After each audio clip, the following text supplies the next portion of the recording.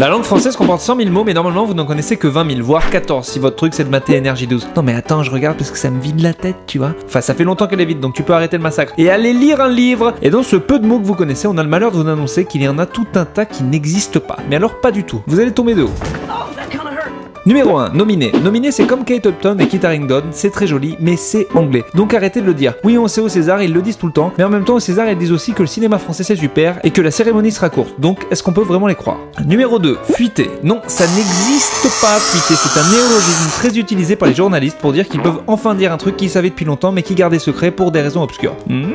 En vrai, on peut dire que le robinet de la salle de bain ou mémé a eu une fuite, mais pas qu'elle a fuité. Numéro 3, chronophage. Créé au XXe siècle, ce mot qui veut dire truc sympa et addictif que te bouffe du temps alors que tu devrais faire un truc utile pour la société provient de deux termes grecs. Chrono, le temps, et phage, manger. Chronophage n'existe pas officiellement dans la langue française, mais il est important de préciser que contrairement à pas mal de mots inventés de toutes pièces, celui-ci est utile puisqu'il n'en existe pas d'autre pour désigner ce qu'il veut dire. Ok, donc si on récapitule, ça vient de deux termes grecs, tout le monde le dit, il n'y a aucun autre mot pour désigner ce que ça veut dire, mais selon l'académie, ça n'existe pas. C'est vraiment bête que la courbe du chômage soit déjà bien basse parce qu'on vient de trouver une vingtaine de blaireaux qui mériteraient vraiment de perdre leur job. Numéro 4, candidater. Le nom candidat désigne une personne, un statut. On ne dira donc pas plus candidater que avocater. Donc quand vous mettez 3 heures à écrire un beau CV tout beau, tout propre et que vous commencez par bonjour, je vous écris afin de candidater. Ben non, c'est déjà la poubelle assurée et vous pourrez retrouver vos nouveaux amis de l'académie au Pôle emploi. Vive le Pôle emploi!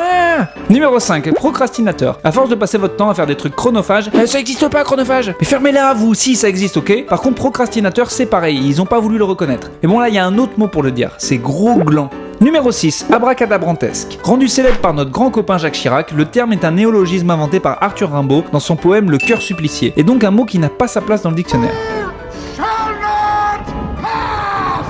L'Académie, ils sont comme ça. Si un des plus grands poètes français l'utilise, qu'un président de la République l'utilise, ben ça leur suffit pas. Vous êtes dur en affaires les mecs. Si on ajoute un Mars, un CD gravé de Linkin Park et une bonne bouteille de rosé, là ça va? Ah, j'ai toujours su que vous étiez cool au fond. Numéro 7, inatteignable. Nos passions en France, c'est le fromage, gueuler et mettre des IN devant les mots. Sauf que bon, dans le cas d'inatteignable, on avait déjà inaccessible. Donc l'Académie a dit non, le mot existe déjà, arrêtez! Bon et là, ils ont peut-être un peu raison.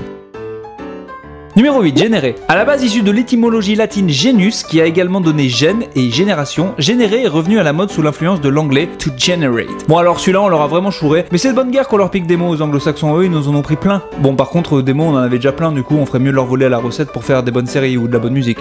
Voilà, c'est fini. On se sent un peu bébête? Un peu concon? Oui, nous aussi ça nous a fait ça quand on a su. C'est triste, mais il va falloir abandonner ces mots comme quand la vieille dame a abandonné Rox. Salut inatteignable, tu vas me manquer. Si vous aussi vous ne connaissiez pas tous ces mots, n'hésitez pas à propager la bonne parole en diffusant la vidéo. Abonnez-vous sur Topito et envoyez-nous toujours de l'argent. Parce que c'est vrai que l'argent ça peut servir. Par exemple, moi hier j'ai voulu me faire à manger, j'avais que du thon en boîte, au naturel en plus de marque Sopiquet.